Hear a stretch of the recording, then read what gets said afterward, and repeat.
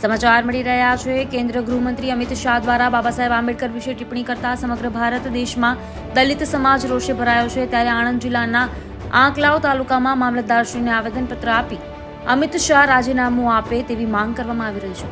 આજે સંકલ્પ દિવસે આણંદ જિલ્લાના આંકલાવ મામલતદાર સાહેબને આવેદનપત્ર આપવામાં આવ્યું હતું, જેમાં વધુમાં દલિત સમાજમાંથી જાણવા મળ્યું હતું કે કેન્દ્રીય ગૃહમંત્રી અમિત શાહનું રાજીનામું નહીં આપે ત્યાં સુધી આંદોલન ચાલુ રાખવામાં આવશે। આ દેશના નવસર્જન ટ્રસ્ટ પરેશભાઈ પરમાર તેમજ ચંદ્રિકાબેન આગેવાનો સાથે રાખીને બોરસદ, ખંભાત, તારાપુર, ઉમરેઠ, આંકલાવમાં આવેદનપત્ર આપવામાં આવ્યું। સાહેબ, આપનું નામ ને પરિચય? મારું નામ પરેશભાઈ પરમાર, બોરસદ તાલુકાનો વતની છું। આજે તમે આવેદનપત્ર શા માટે આપી રહ્યા છો? આજે અમે આવેદનપત્ર એ મુદ્દે આપી રહ્યા છે કે 17મી તારીખે 17 ડિસેમ્બરના રોજ રાજ્યસભામાં માનનીય ગૃહમંત્રી અમિતભાઈ શાહ દ્વારા ડૉક્ટર બાબા સાહેબ આંબેડકરનું ખુલ્લેઆમ અપમાન કરવામાં આવ્યું। એટલે આજે પહેલી તારીખ એ પણ ઐતિહાસિક દિવસ છે।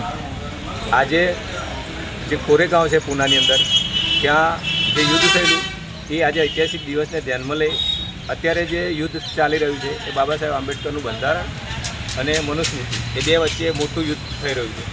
એટલે રાજકીય આગેવાનો આ જે પરિસ્થિતિ છે એ કંટ્રોલ કરી શકતા નથી। એટલે આજે અમે જે આવેદનપત્ર આપ્યું એમાં અમારી જે લાગણી છે એની અમે રજૂઆત કરેલી છે।